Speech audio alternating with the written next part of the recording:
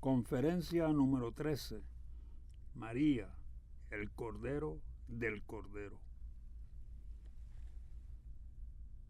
Somos criaturas de la historia, criaturas de la historia. Quizá nos hayan creado más de lo que nos hemos creado nosotros mismos. Empezamos a imitar a otros desde los primerísimos instantes de nuestra existencia. Imitamos sus gestos, sus movimientos. De hecho, es así como aprendemos a hablar.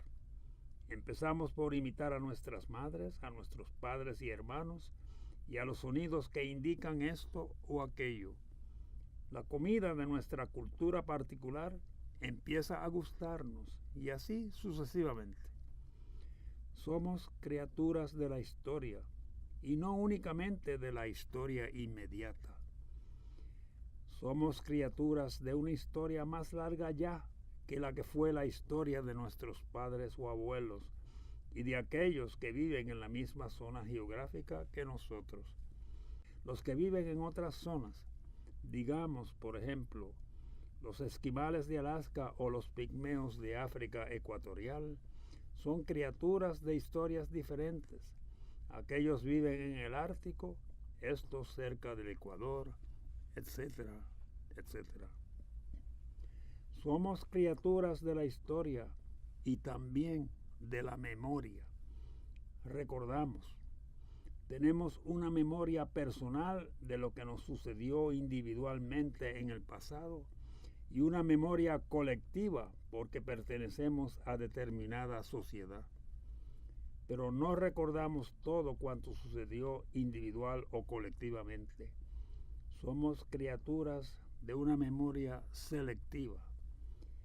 ¿Por qué recordamos esto y no aquello? ¿Por qué escribimos acerca de esto y no acerca de lo otro cuando ambas cosas ocurrieron en el pasado?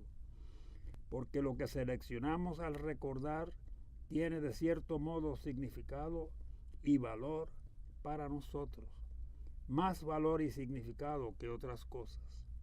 La historia y la memoria se parecen. Tal como la memoria, la historia recuerda selectivamente, no lo recuerda todo, sino algo nada más. Y no obstante, la historia toda nos afecta. Un niño a quien alguien ha violado no se da cuenta de que ha sido víctima de abuso, pero eso no quiere decir que no sufrirá consecuencias a la larga por el maltrato. Cualquier individuo cuya madre bebiese alcohol excesivamente mientras le llevó en su seno puede nacer con defectos neurológicos y vivir ignorante de que el licor que su madre bebió fue la causa, pero sufrirá de todos modos las consecuencias. De manera que la historia, toda la historia, nos afecta aunque solamente recordemos un trocito de ella. Ahora bien, la historia es algo más que memoria selectiva y es también algo más que acumulación de acontecimientos. Desde una perspectiva judeocristiana, la historia es historia de la salvación. Es sobre personas y sucesos que la actividad divina toca para mostrar a la humanidad el camino hacia una unión eterna y de gracia con Dios. El propósito histórico de Dios es llevarnos a la salvación eterna. En la tradición judeocristiana, Dios está activo en la historia. Interviene a favor del pueblo en toda la extensión de diversos acontecimientos históricos. Abraham, Moisés, Isaías, Jeremías, el pueblo judío por entero, todos fueron personas con quien Dios colaboró. El Dios de la tradición judeocristiana es un Dios que interviene en la historia por medio de personajes y de acontecimientos históricos para que el pueblo alcance salvación eterna. La historia sí tiene una faceta que los protestantes y muchos, pero muchos católicos quieren desatender, echar a un lado. Dios, sin embargo, se mantiene activo allí también para contrarrestar la desidia de tantos. Está allí esa faceta puesta por Dios de manera muy poderosa para hacernos reflexionar. Y lo que tantos cristianos, protestantes y católicos principalmente, no quieren ver es esa dimensión de historia salvífica que el personaje histórico de María, la madre de Jesús, o para llamarla por su nombre judío, Miriam, representa. Mencionar a María es algo que separa a protestantes y católicos al instante. Es un tema contencioso. He conocido cristianos protestantes que creen que la veneración de María por los católicos es idolatría. Claro que no lo es, pero es lo que ellos piensan. María les tiene sin cuidado. De hecho, María suscita en ellos antipatía. Y he conocido a muchos católicos que reaccionan de la misma manera hostil a María. Debemos intentar entender el porqué de su antagonismo. Enojarse con ellos no es lo que procede a hacer. No es posible por ese camino reconciliarse con nadie, ni alcanzar la paz, ni aproximarse a la verdad. Debemos entender por qué se comporta la gente de esa manera. Y me parece justo decir que en la iglesia hemos abusado terriblemente de la Santa Madre. Terriblemente. Por ejemplo, hemos rogado a María, la Madre de Jesús, que interceda para que logremos victorias militares, lo que en realidad significa que la hemos responsabilizado de la carnicería que hemos hecho con tantos enemigos. Las iglesias católicas y ortodoxas llevan ya más de 1000 años incidiendo en este absurdo. Saltando por el tiempo a una realidad contemporánea, podemos comprobar lo siguiente, que a los protestantes les parece, y lo dicen, que María da a los católicos la oportunidad de ser cristianos sin Cristo. En vez de leer las Sagradas Escrituras, en vez de leer los Evangelios del Nuevo Testamento, esos cristianos católicos pasan tiempo leyendo mensajes de María, mensajes revelantes y privados. En consecuencia, puesto que rinden culto a María con tanta devoción, terminan por hacer cosas que son totalmente contrarias a los evangelios que no han leído. En vez de leerlos, pasan tiempo con mensajes revelantes y privados. Y sabemos que eso no está bien. Sabemos que la Iglesia Católica nos dice, absoluta, positiva e inequívocamente, para citar en definitiva al Concilio Vaticano II, lo siguiente, cito: nadie ignora que entre todas las escrituras, incluso del Nuevo Testamento, los evangelios ocupan, con razón, el lugar preeminente, puesto que son el testimonio principal de la vida y doctrina del Verbo encarnado, nuestro Salvador. Cierra la cita. Todos lo sabemos, ¿no? Nadie osaría sugerir que los evangelios tienen menos importancia que mensajes privados, por revelantes que estos parezcan. Ningún católico cree que los 4 evangelios no son lo que son, el relato fiel de lo que Jesucristo hizo y enseñó en pro de nuestra salvación eterna mientras estuvo en esta tierra con nosotros, así como lo aseguró Vaticano II y como siempre lo ha afirmado consistentemente y sin titubeos la Santa Madre Iglesia. Muy bien sabemos que tales mensajes no se necesitan para alcanzar salvación eterna. Sabemos además que cualquiera de ellos que no concuerde con el Nuevo Testamento, con las enseñanzas de Jesús, es un mensaje totalmente equivocado, por estupendas que sean sus alusiones a fenómenos paranormales. Los católicos no anteponen revelaciones privadas al Evangelio. Sin embargo, eso es lo que parecen hacer a quien observe estos actos desde afuera, esto es, desde una perspectiva extracatólica. Y por supuesto, no olvidemos que esto se presta a abuso. ¿Qué nos lleva a hablar sobre este tema? Recordémoslo, nuestro intento es entender por qué la gente desestima a María, sin mencionar los terribles abusos cometidos en la América Latina y en otras partes del mundo, por ejemplo en Europa Occidental. El abuso de valerse de ella como instrumento político para organizar a ciertos grupos contra otros. Y por más que hablemos de todo eso y reconozcamos que sucede y que son desatinos, la realidad no cambia en lo más mínimo. Es posible abusar de todo lo que es bueno.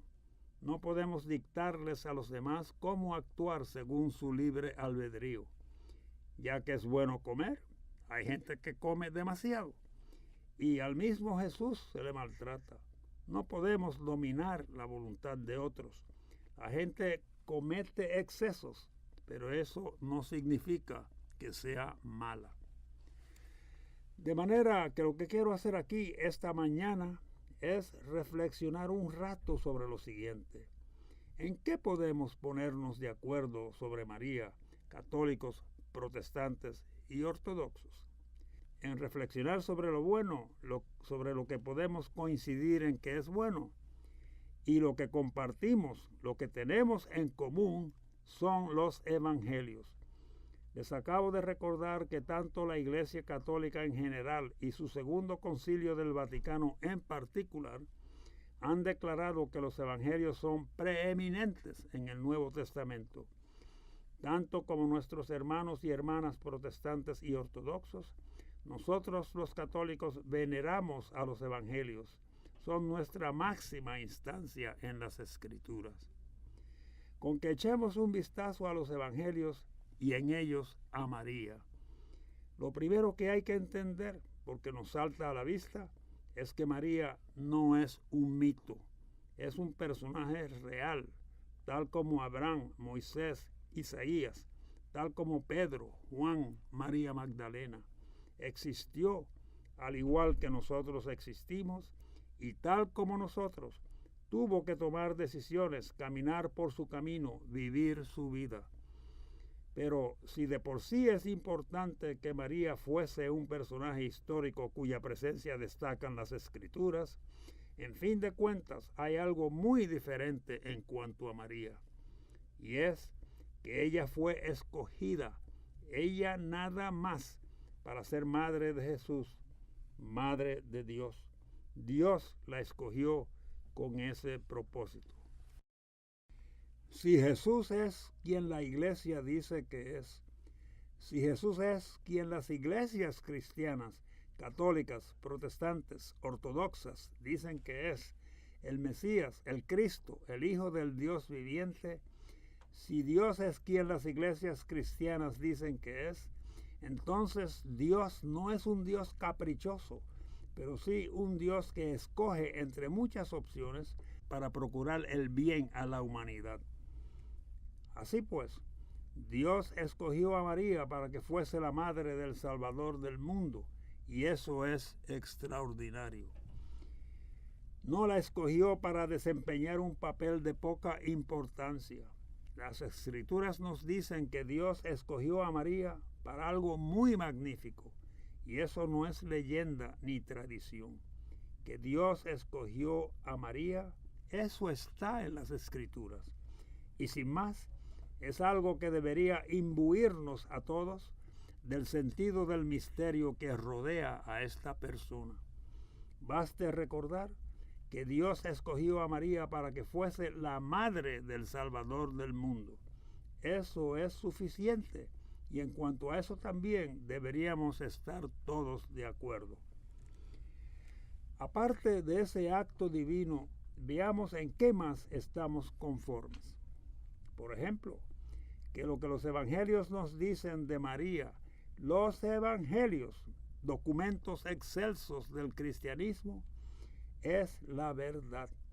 ¿Y qué es lo primero que leemos acerca de María en los evangelios? Lo primero es la anunciación. Es su entrada en los evangelios, y lo primero que sabemos sobre ella es que Dios le ha planteado un asunto inaudito de extrema confianza.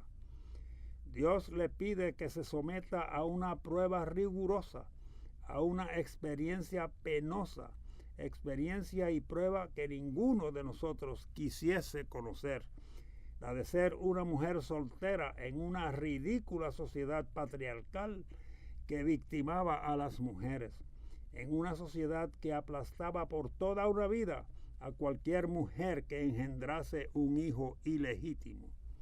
Y Dios le pidió a María que pasase por tal prueba, y María dijo que sí. María respondió con un sí. Cito: yo soy la servidora del Señor, hágase en mí lo que has dicho. Cierra la cita.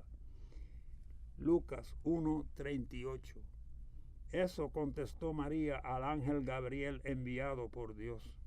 Sobre ese momento que medió entre la anunciación y la respuesta de María, sobre ese momento crítico, escribieron los padres de las iglesias orientales como sigue. Cito: el cielo entero contuvo su aliento. El cielo entero contuvo su aliento. Pues en ese instante estuvo a riesgo de que no se diese el principal paso en el proceso de salvación del mundo. Confiando en Dios, María consintió incondicionalmente en ser la madre de Jesús. Ignoraba por qué era preciso que así fuese, sin condiciones. No debía dudar de Dios, y Dios nada tenía que explicar. Dios dijo a María, en efecto, esto es lo que espero de ti, ¿lo harás? ¿Cuánto mejor no sería el mundo hoy si durante los últimos 1700 años los cristianos hubiesen hecho, al igual que María, lo que Dios les pedía que hiciesen, sin titubeos, sin preguntar por qué, sin jugar con palabras, si hubiesen dicho sencillamente sí? De manera que desde la misma anunciación, María es ejemplo de lealtad a Dios. Centró su vida en Dios y desde entonces sirve de modelo a los que resisten cualquier tentación de desconfiar de Dios. ¿En qué más podemos estar de acuerdo los cristianos, católicos, protestantes y ortodoxos acerca de María? Sigamos revisando lo que nos dicen las Escrituras sobre el personaje histórico que fue María, porque su lugar único en la historia de la salvación es innegable. Volvamos al relato del Nuevo Testamento. ¿A dónde fue María después de la Anunciación? Sabemos que a visitar a Isabel. Quiero advertirles que los eruditos, los que interpretan la Biblia, discuten entre sí sobre el trecho que voy a leerles y que se conoce por el nombre de Magnificat. Al ver a María, Isabel, que estaba encinta, le dijo que sintió saltar a su criatura. Cito: al oír Isabel su saludo, el niño dio saltos en su vientre. Cierro la cita. Lucas 1:41. Y preguntó Isabel cómo había merecido que la madre de su Señor viniese a visitarla. Son palabras increíbles. Es muy probable, han escrito eruditos en la Biblia, que Isabel no pronunció esas palabras tal como quedaron inscritas en Lucas, pero eso no es lo pertinente. Los evangelios datan de la generación de María y los apóstoles. Se escribieron mientras ellos aún vivían. No son relatos para comunicar meramente recuerdos. Sí comunican recuerdos, además de lo que significaba la resurrección. De manera que si el autor del Evangelio escribió esto sobre Isabel y María, cuando María aún vivía entonces mismo, ello es testimonio de que para la primera generación de cristianos, María ocupaba un puesto de honor en la comunidad. Eso es lo que importa saber. No si las palabras atribuidas a Isabel fuesen exactamente las que pronunció, y en eso protestantes y católicos pueden estar de acuerdo. ¿Quién excepto Jesús? ¿A quién además de Jesús se refieren los evangelios con un poema tan extraordinario como el siguiente? Celebra todo mi ser la grandeza del Señor y mi espíritu se alegra. en el Dios que me salva, porque quiso mirar la condición humilde de su esclava. En adelante, todos los hombres dirán que soy feliz. En verdad, el Todopoderoso hizo grandes cosas para mí. Reconozcan que santo es su nombre, que sus favores alcanzan a todos los que le temen y prosiguen en sus hijos. Su brazo llevó a cabo hechos heroicos, arruinó a los soberbios con sus maquinaciones, sacó a los poderosos de sus tronos y puso en su lugar a los humildes, repletó a los hambrientos de todo lo que es bueno y despidió vacíos a los ricos. De la mano tomó a Israel, su siervo, demostrándole así su misericordia.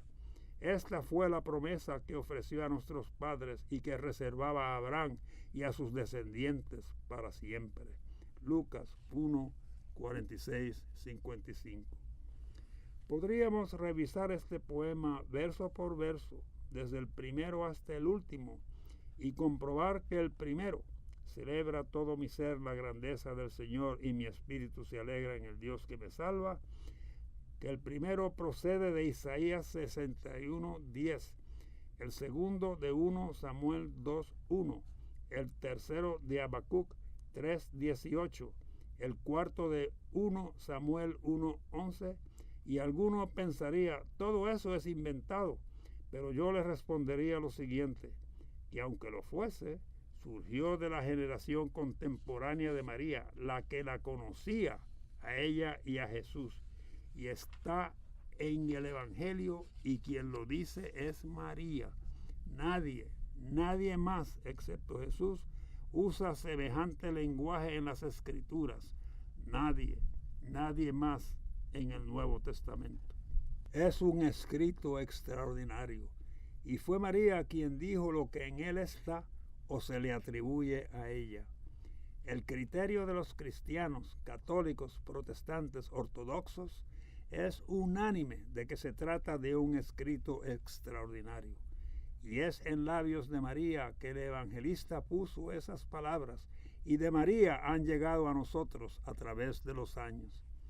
Verdaderamente es una manera extraña de decir que cuando Dios la escogió, María alcanzó gloria eterna.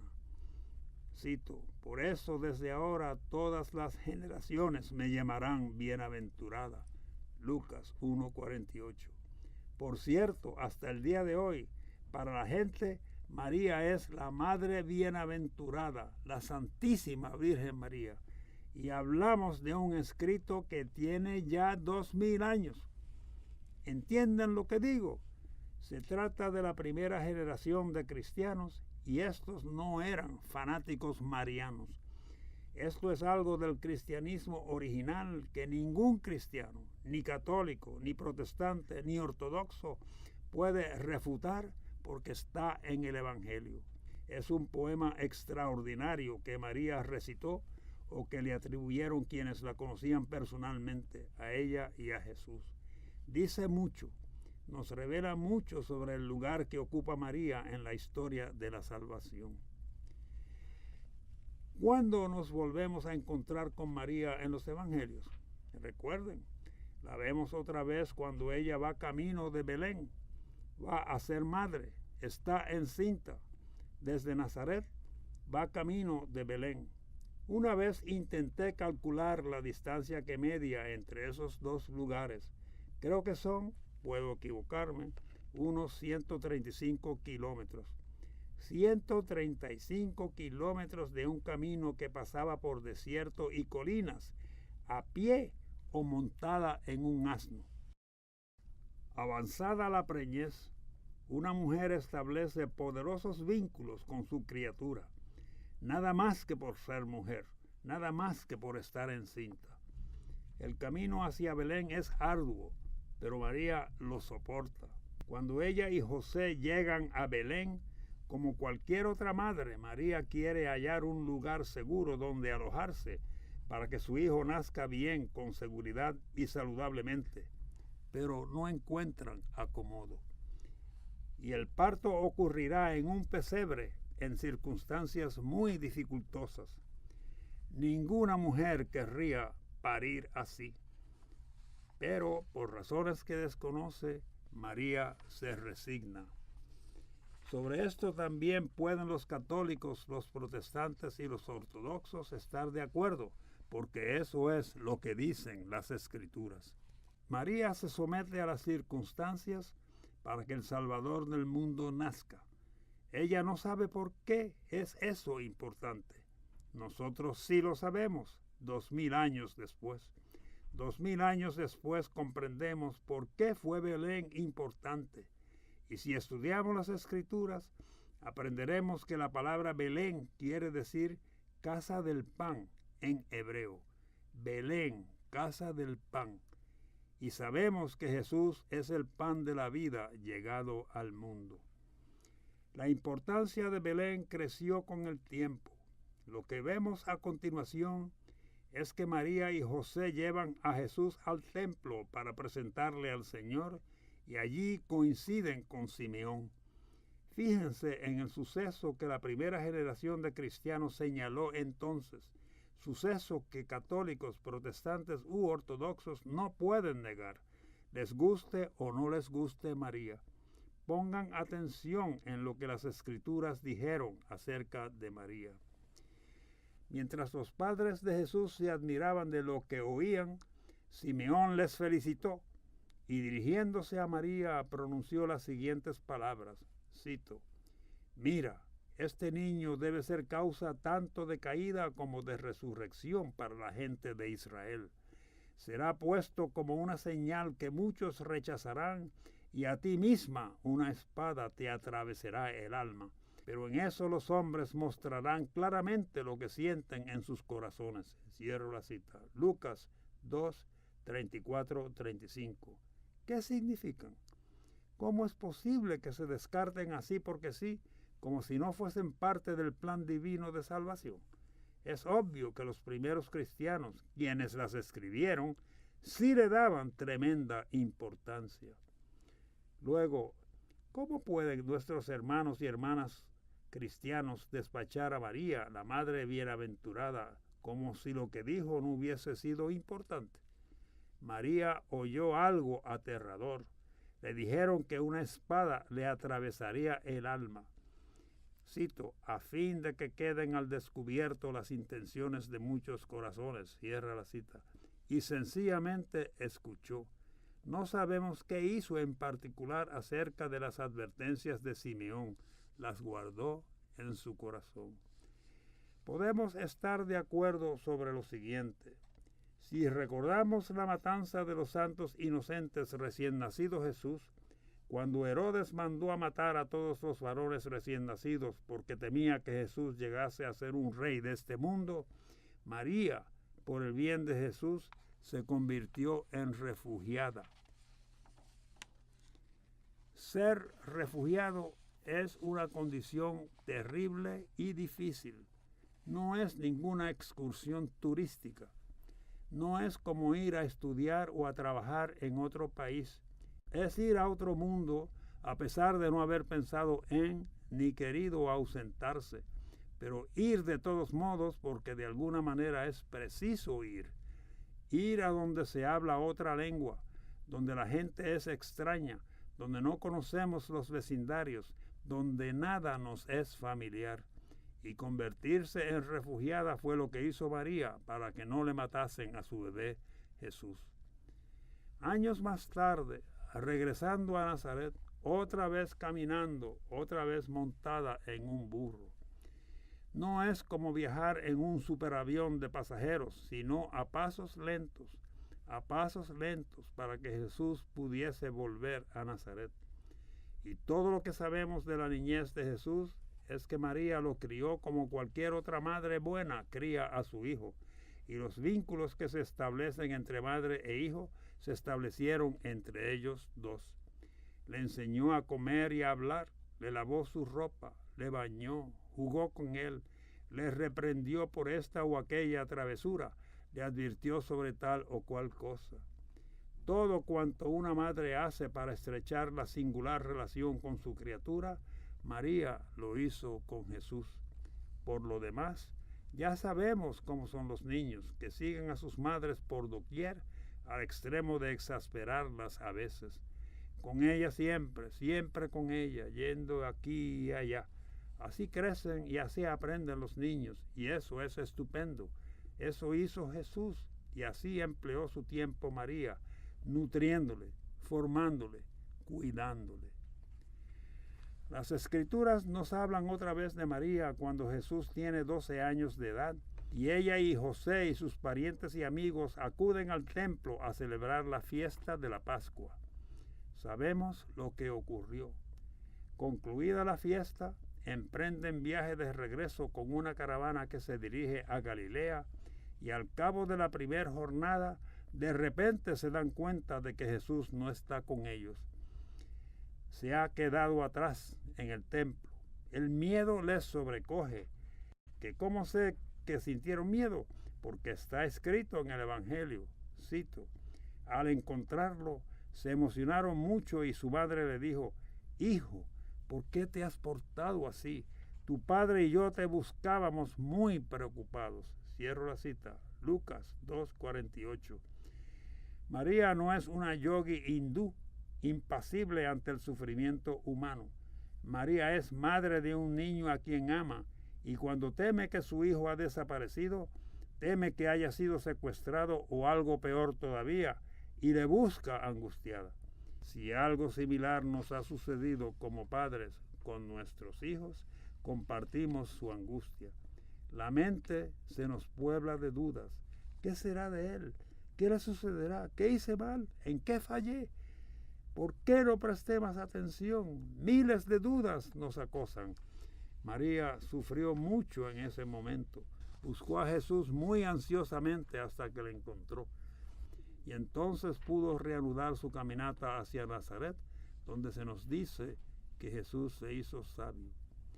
La próxima vez que vemos a María en los evangelios es en Caná. Recuerden que hablamos de María en la historia de la salvación. Esta no es una historia que algún grupo mariano se ha inventado. Esto es verdad evangélica. ¿Y qué vemos en Caná? Vemos a María intercediendo por alguien, la primera vez que a Jesús le piden algo en favor de otra persona. ¿Es eso un accidente de la historia? Que en los evangelios, documentos primarios del cristianismo, Dios nos presente a María como la intercesora original ante Jesús. Fíjense, además, en lo que María le pide. María intercede por alguien que se ve en un aprieto, que siente necesidad. La necesidad de esta persona por quien María intercede es algo ordinario, nada grandioso. Satisfacerla sería algo que evitaría ansiedad, preocupación y perjuicio. Al anfitrión de la boda en Caná se le había acabado el vino que ofrecía a sus invitados. No tenía más vino. ¿Podría ayudar Jesús? Y por supuesto, lo que ha quedado en los evangelios y en lo que católicos, protestantes y ortodoxos pueden estar de acuerdo es que Jesús respondió de manera positiva. Accedió a la petición de María. ¿Es eso accidente?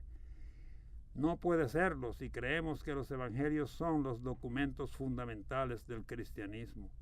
Esto es parte de la revelación salvífica por Dios y de lo que Él nos revela acerca del proceso de salvación. Ambas cosas. Reflexionemos un momento sobre Caná. Es una historia extraordinaria. Recordémosla. Se acaba el vino en una boda que están celebrando. Quien quiera que haya asistido a una boda y a la fiesta que le sigue, donde se bebe alcohol y se ofrecen golosinas y manjares a los invitados, sabe que quedarse sin lo que se desea brindar, en particular que se acabe el alcohol, es algo muy irritante para los invitados y desconcertante para los que dan la fiesta. Y así pues, María acude donde Jesús y le dice, cito, no tienen vino. Cierra la cita, Juan 2:3. A lo que Jesús responde, cito, mujer, ¿cómo se te ocurre? Todavía no ha llegado mi hora. Cierra la cita, Juan 2:4. Ahora, fíjense bien, María no le discute a Jesús, no le replica. En cambio, dirigiéndose a los sirvientes, les ordena, cito, hagan todo lo que Él les mande. Cierra la cita. Juan 2:5. Hagan todo lo que Él les mande. Las últimas palabras que María dice en los evangelios. ¿Y Jesús qué dice entonces? No olvidemos que está con otros en la fiesta de una boda y que el anfitrión, preocupado porque se le ha acabado el vino, pasa por un momento de turbación. Entonces, ¿acaso dice Jesús, caramba, no lejos de aquí vive el dueño de un viñedo? Nos conocemos. Vayan donde él y díganle de mi parte que les dé vino. Nos parecería razonable semejante respuesta, pero eso no es lo que dice Jesús en tal coyuntura. Jesús dice otra cosa que nos parecería grotesca. Sabiendo que se ha acabado el vino en la casa, Jesús indica a los sirvientes, cito, llenen de agua esas tinajas. Cierro la cita, Juan 2:7. Imagínense ustedes lo que pensaron los sirvientes en ese momento. ¿Estará loco este hombre? Se nos acabó el vino y nos dice que llenemos estas tinajas de agua. Pero los sirvientes sí recordaron lo que les dijo María.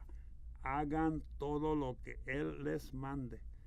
Llenaron pues de agua las tinajas, sabían que habían puesto agua en ellas, y he aquí que Jesús les habla otra vez para decirles, cito, saquen ahora y llévenle al mayordomo. Cierro la cita, Juan 2:8. Si ustedes hubiesen sido los sirvientes, ¿qué hubiesen pensado en ese instante? Acababan de llenar de agua unas tinajas, y este invitado ordena que saquen de ellas y se la den a probar al mayordomo. ¿Para qué? ¿Qué necesidad tiene el mayordomo de probar agua? Esto carece totalmente de sentido. Pero recordaron las palabras que dijo María, hagan todo lo que Él les mande, y obedecieron. Cató el mayordomo y exclamó que aquel vino abundante era el mejor que había probado. Pero esto es lo importante.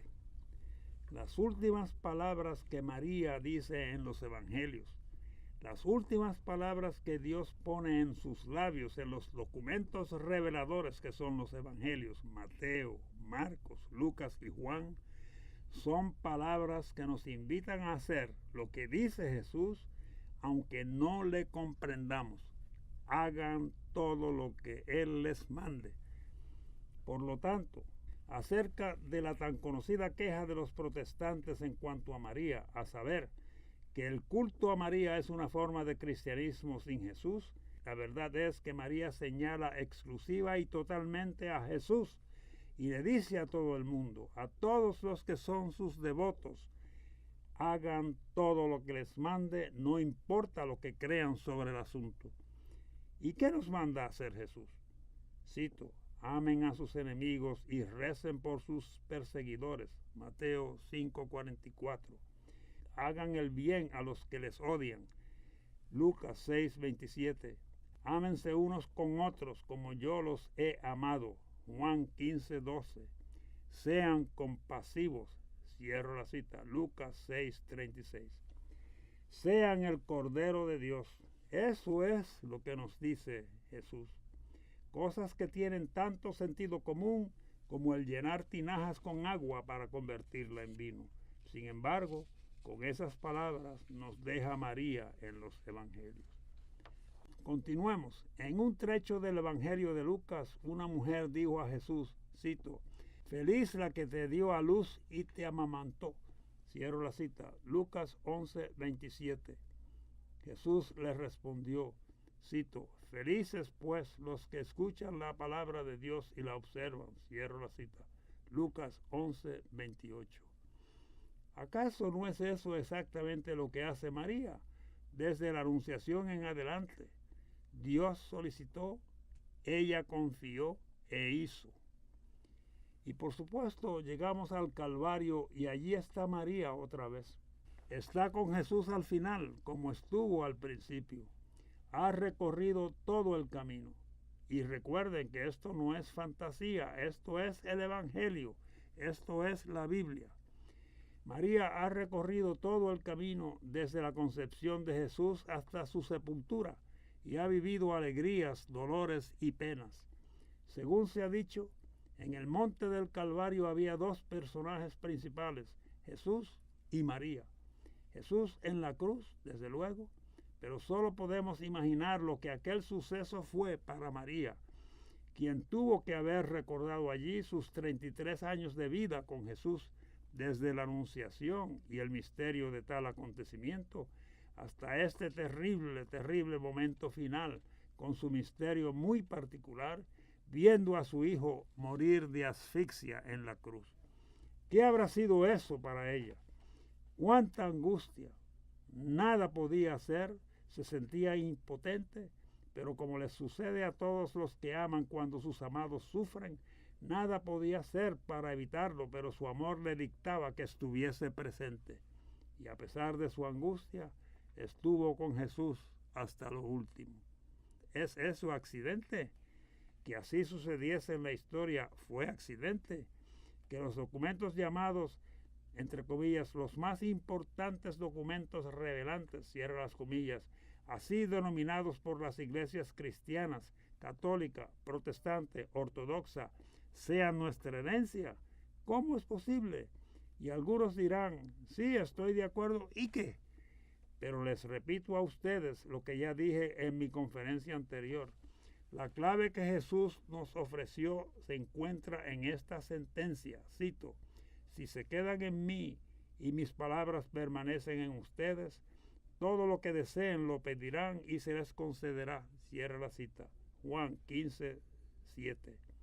¿Quién más que María, quién mejor que María podía estar en el corazón de Cristo, que es el corazón de Dios? Aquella que de la anunciación al Calvario pagó tan tremendo precio por amar a Jesús. Aquella que permanece hondamente en el corazón de Jesús y por lo tanto en el de Dios. Entonces, ¿por qué no puede María pedirle a su Hijo, que es Dios, que interceda por seres humanos? Dijo el gran teólogo del siglo XX, Karl Rahner, cito, el problema de los que creen que María es un problema, realmente no es María, sino la comunidad de los difuntos.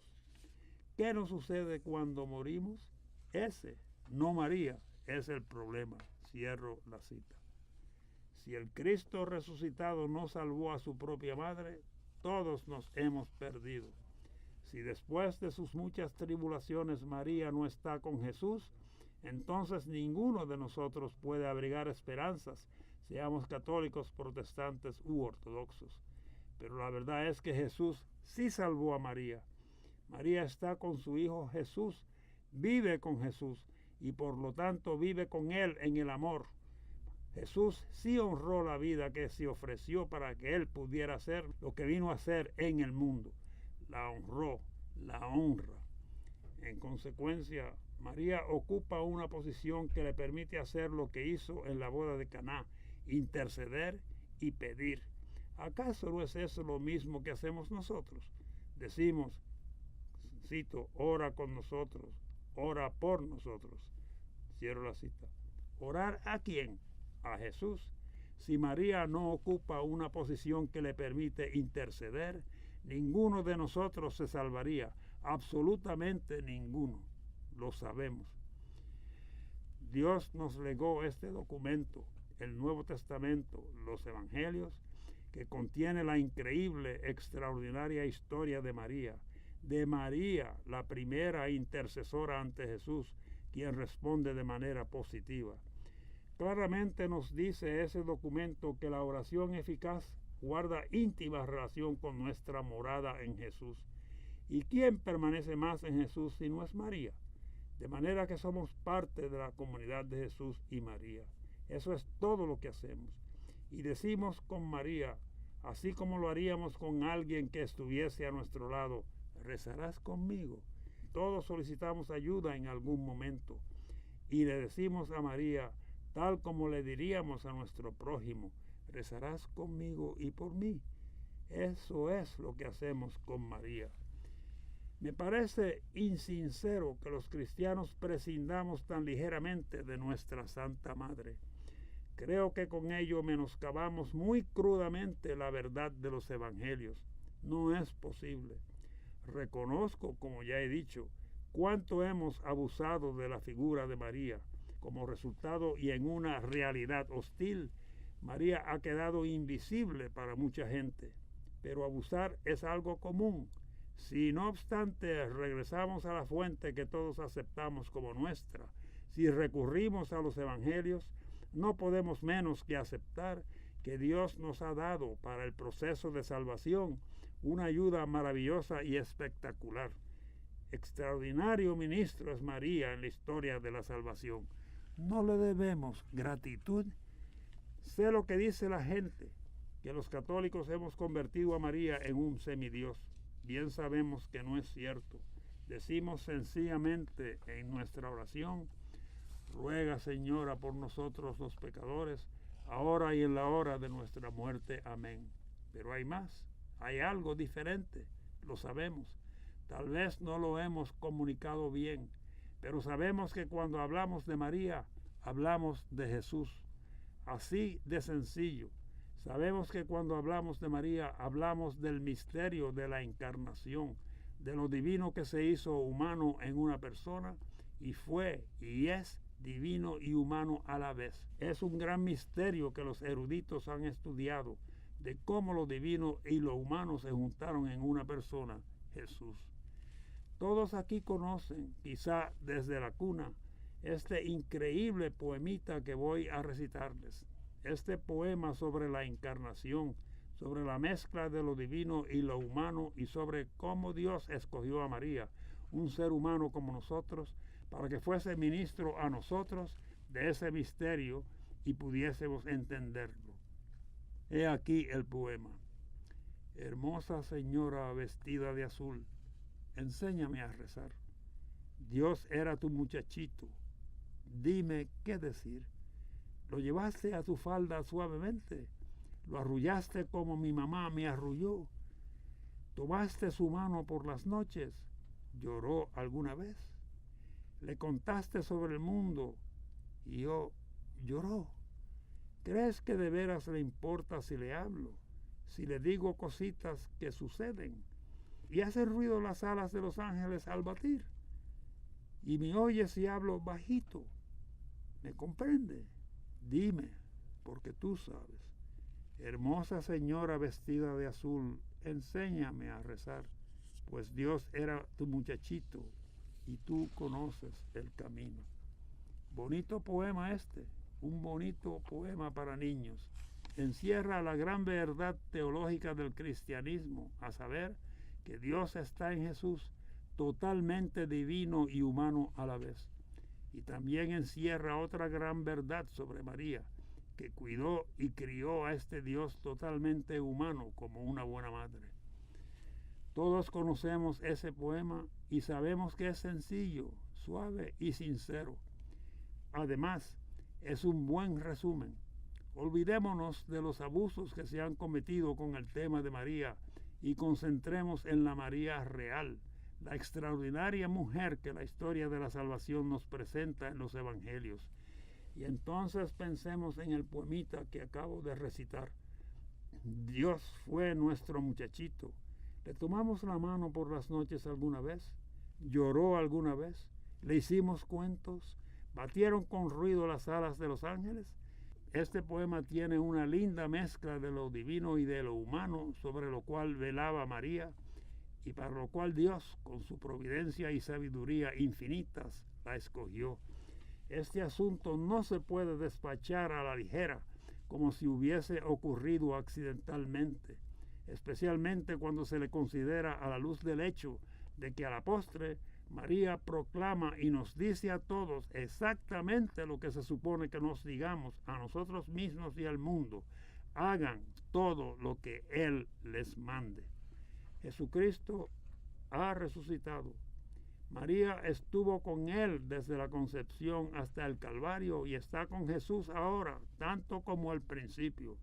Por lo tanto, mora en Jesús y como en Caná puede pedir para nosotros y para la iglesia. Otro poema, una rima para niños muy conocida en Estados Unidos, viene al caso. María tenía una ovejita, su lana era blanca como la nieve, Y por donde quiera que fuese María, la ovejita la seguía sin titubear. Y por donde quiera que fuese María, la ovejita la seguía sin titubear. Eso también es cierto sobre María y Jesús desde el instante de la concepción y para toda la eternidad. Vayamos al Cordero de Dios, al no violento Jesús. Si lo deseásemos, podríamos ir acompañados por la no violenta, apacible y bondadosa María.